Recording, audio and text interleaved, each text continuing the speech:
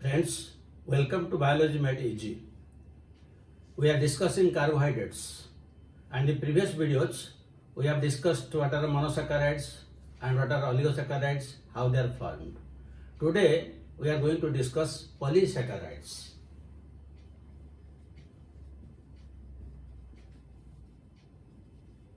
When more than 10 monosaccharide units are held together by means of a glycosidic bond, we call it as polysaccharide.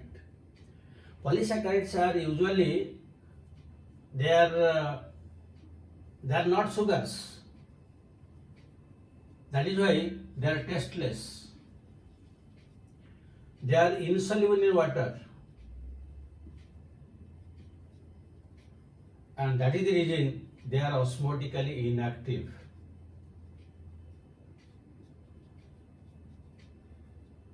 So these are the characters. Sugars means only they will be monosaccharides and oligosaccharides. These are not sugars. And since they are insoluble, they will, even if they are present in higher concentration, they will not increase the osmotic concentration of the cell.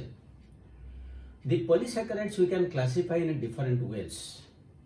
One of the ways we can classify them as homopolymers and heteropolymers. On what basis this classification is made? If that polysaccharide is made of only one unit repeatedly, then that is a homopolymer. If it consists of different units, then that is a heteropolymer. And the example of heteropolymer is hemicellulose.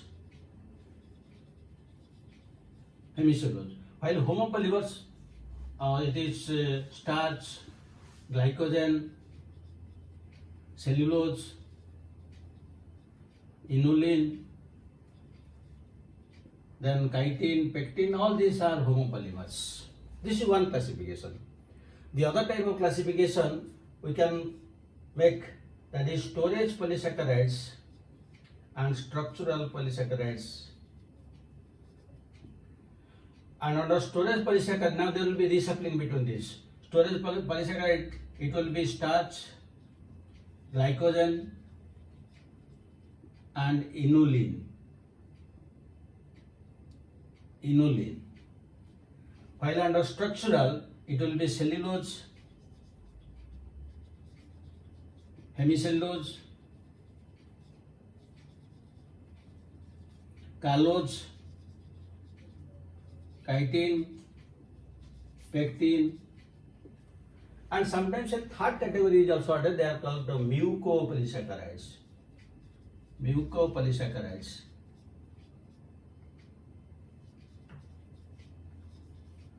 These are not coming under storage structure, they have different types of functions. So these are two types of classification, what this is commonly used.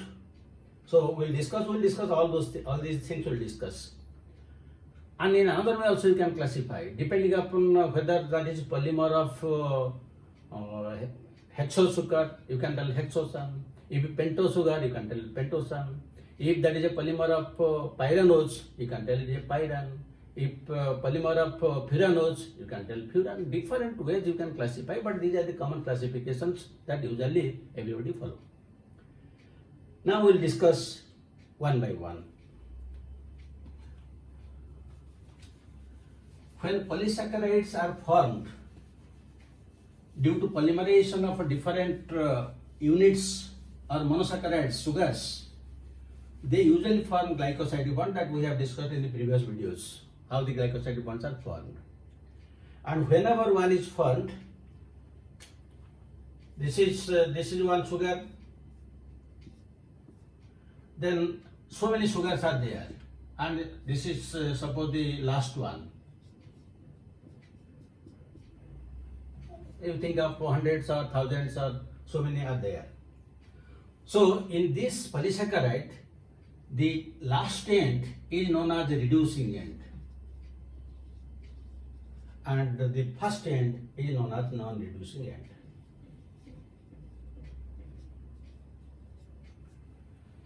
So let us start discussing one by one. First we will discuss starch. Starch is the reserve food material in case of all plants. So starch we can write starch, glucose is 6H12O6 and number N. This is the starch molecule. That means it is a polymer of glucose.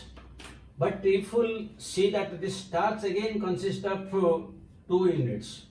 One is amylose, the other is amylopectin.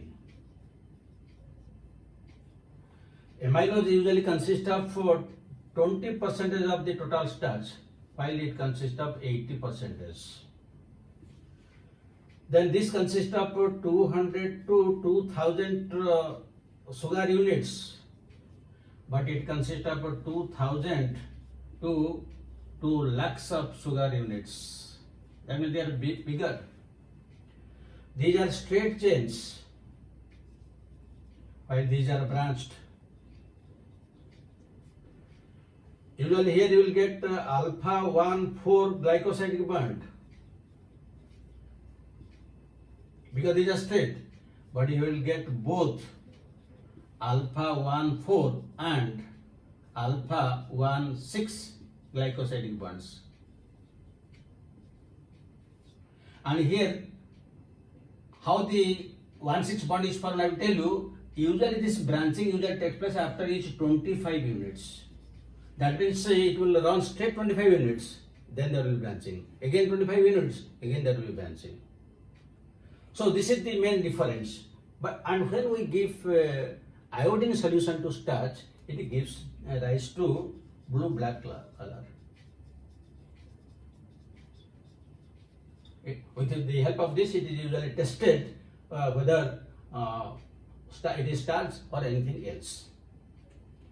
So this is the major difference. Now if we come to the structure,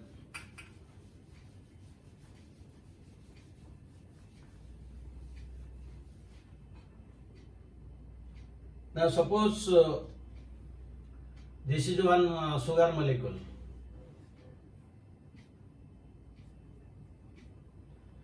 and here it will be H because this is the first one. Then when another one will combine together, then here also this is fourth position, this will be OH, and these two combine together, there is a condensation dehydration, one molecule of water is removed. So in this way it will continue for all the amylose.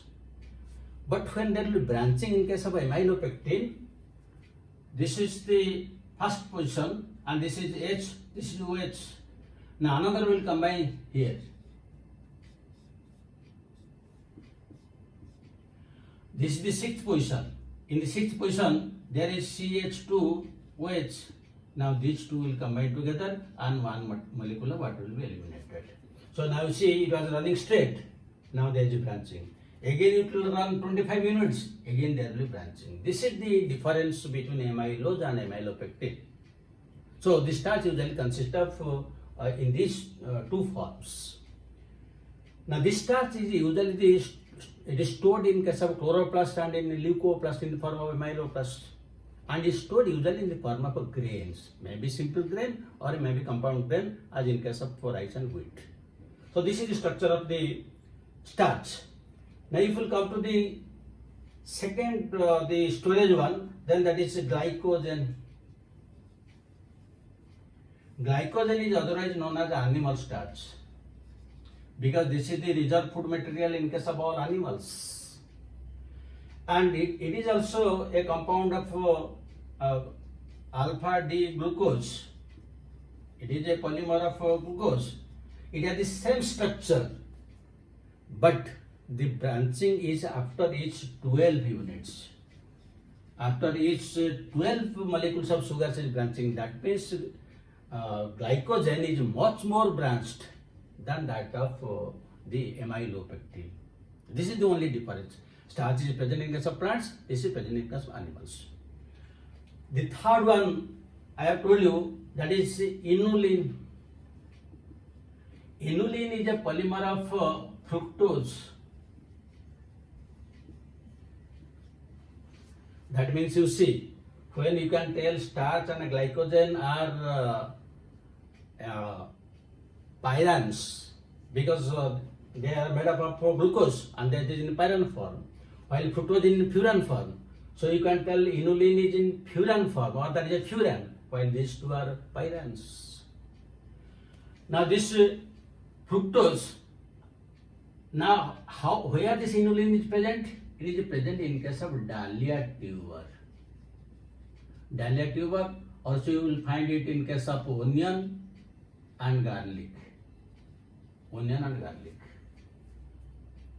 And usually if we take inulin, it will not be metabolized in our body. It will be simply excreted through the kidney. That is why sometimes this inulin is used for testing the functioning of kidney. So these three, the starch, the glycogen and inulin, they are the storage polysaccharides. The structural polysaccharides that we will discuss in the next video, but before that I will give you some questions.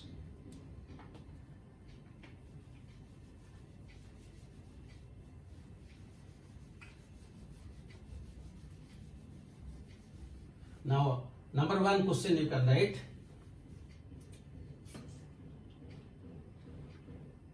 Number one question, which of the following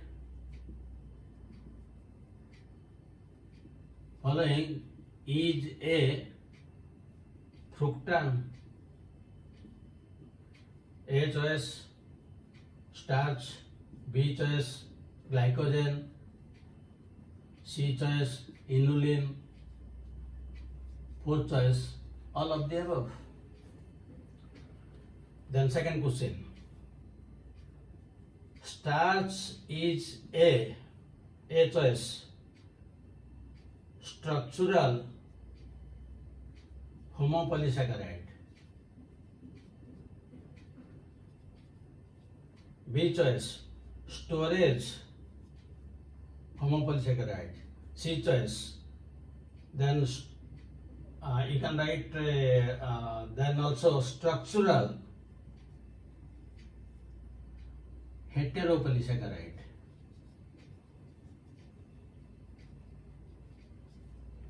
Then D choice, you can write storage heteropolysaccharide. You will be able to answer all these questions. You can write third question. Which of the following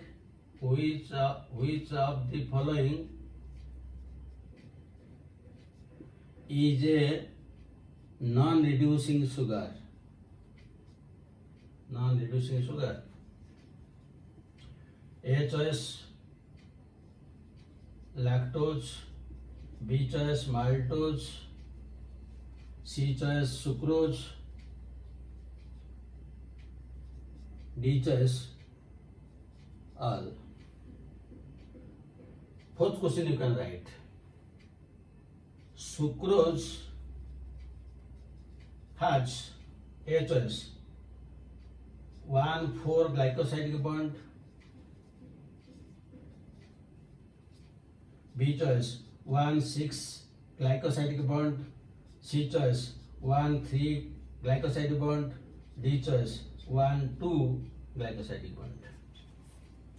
So these are some of the very important questions you will be able to answer. Thank you very much for watching it. In the next video, we will discuss the different structural polysaccharides. Thank you very much. Have a good day.